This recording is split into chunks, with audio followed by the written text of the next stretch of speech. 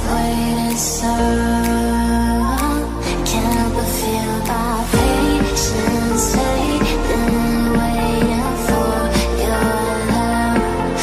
Oh, my heart is aching, but it was you every star for everybody.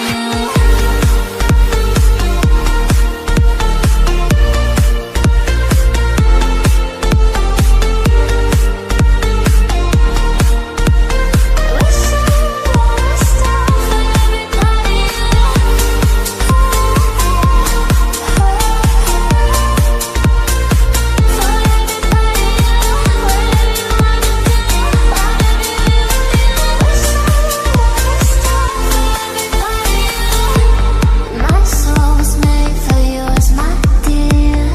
Oh, and my heart is missing yours, I fear. You won't come back home, leaving me alone in my hollow. Oh, your love icy cold, I still see your ghost when the twilight comes. Oh, it gets so numb.